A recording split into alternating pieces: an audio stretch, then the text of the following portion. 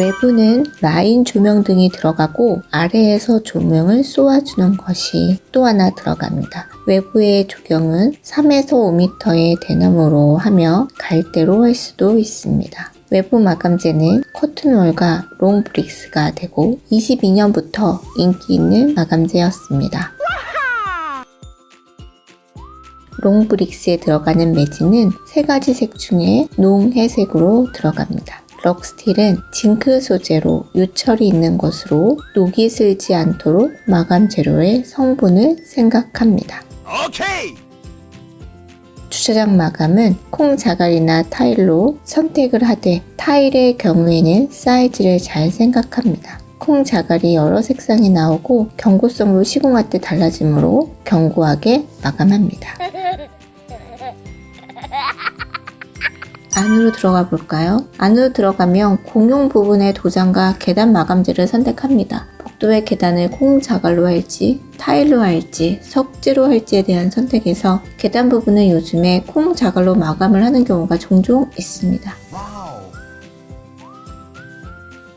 기본으로 타일을 이용하는데 타일을 이용할 때에는 부분 둘이나 셋 이상으로 나누어지기 때문에 하나의 일관적인 자재를 원한다면 석재, 즉 돌을 사용합니다.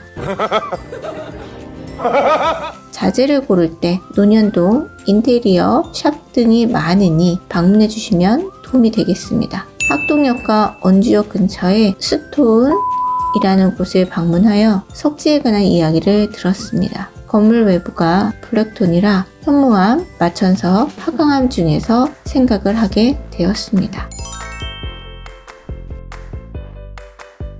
현무암, 마천석, 화강암 중에 현무암은 구멍이 나 있어 외부 마감에 더 적합하고 마천석은 단가가 있고 흙먼지에 오염이 되어 티가 많이 나므로 화강석 중에 컨택하기로 하였습니다. 우리가 빌딩에 들어가면 흔히 보는 것이 화강암인데요. 호천석, 문경석, 고흥석 등등이 있습니다. 고흥석으로 결정했다고 하면 마감 정도에 따라 3가지 타입으로 나누어집니다. 불가리 유광은 표면이 매끄럽기 때문에 오염이 되지 않는 장점이 있는 반면에 광택이 있으므로 무광으로 인테리어를 생각하고 있다면 혼드를 선택합니다. 유광이어도 된다면 실내용으로 사용 가능합니다. 유광은 실외용으로 쓰면 비나 눈에 미끄러질 수 있기 때문입니다.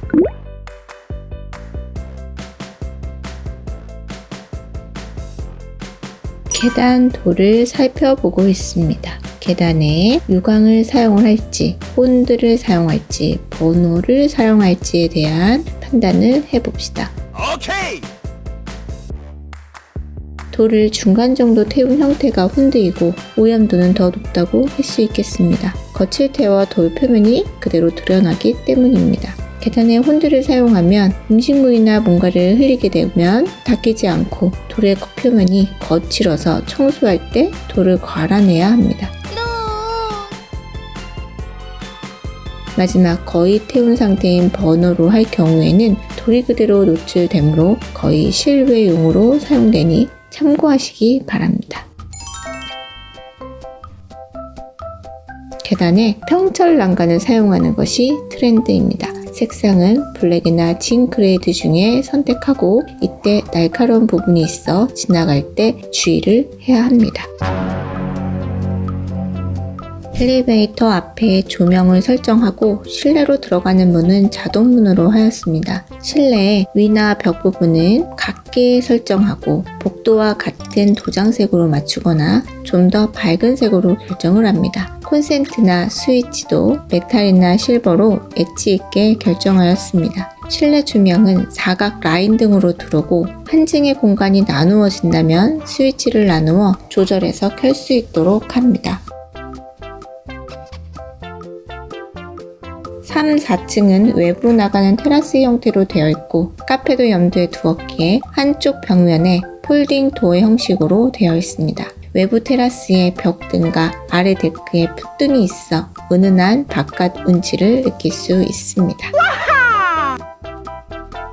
실내 바닥의 도장을 마르는 정도에 따라서 바닥 색깔이 달라지기 때문에 2주 정도의 충분히 마르는 시간을 확보합니다.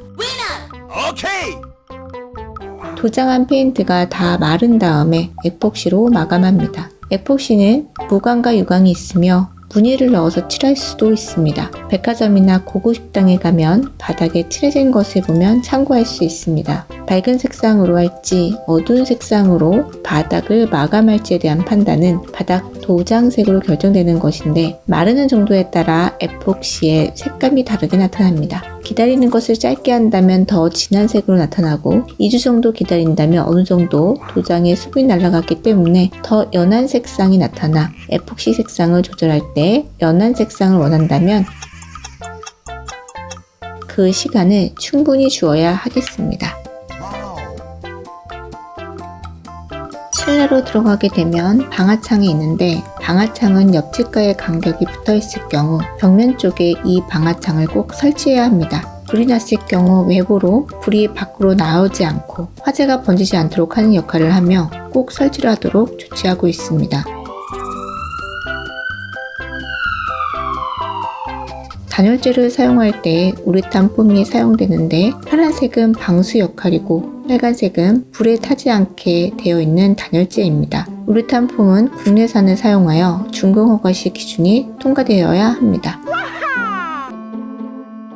규격에 맞지 않을 경우에 조치가 취해질 수 있으므로 국내산을 사용하는 것이 좋겠습니다. 화장실의 우레탄 폼은 파란색으로 하고 엘리베이터의 단열재는 빨간색으로 하는 이유가 이것이 되겠습니다.